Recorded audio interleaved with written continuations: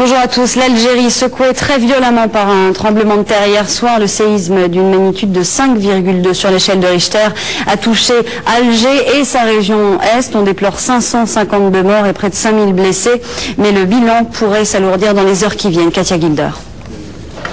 Depuis hier soir, les sauveteurs et les militaires, aidés par des habitants encore sous le choc, travaillent sans relâche au milieu des gravats.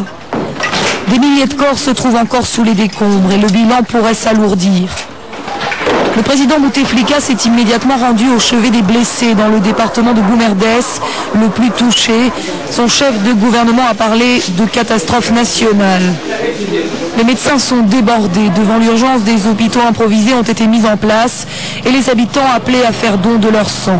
On a reçu quelques blessés qu'on a soignés, qu'on a relâchés, et d'autres ont été carrément évacués vers des centres plus ou moins spécialisés.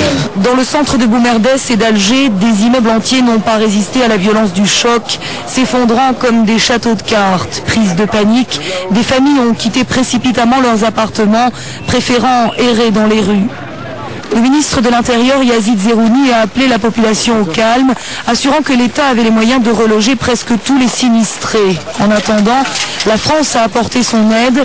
Une centaine de sauveteurs de la sécurité civile, accompagnés de 10 tonnes de matériel, a été dépêchée sur place et la Croix-Rouge a déclenché son dispositif d'alerte en Algérie. Et ce matin, dans une lettre adressée au président Bouteflika, Jacques Chirac a exprimé sa très grande émotion et sa solidarité avec le peuple algérien dans cette cruelle épreuve. En France, la communauté algérienne est très choquée et très inquiète également, d'autant qu'il est impossible de joindre la région d'Alger. Écoutez ces témoignages recueillis ce matin à Marseille. La liaison que vous demandez est interrompue. Nous vous remercions de retirer votre appel. Depuis hier à 8h, il n'y a rien. Ça passe pas au bled. Il y a tous les gens ici. Il fait le numéro 213 et ça passe pas. On ne sait pas qu'est-ce qui se passe là. On est inquiet. Oui, j'arrive pas. Je peux pas, tout le monde l'appelle, les gens et tout.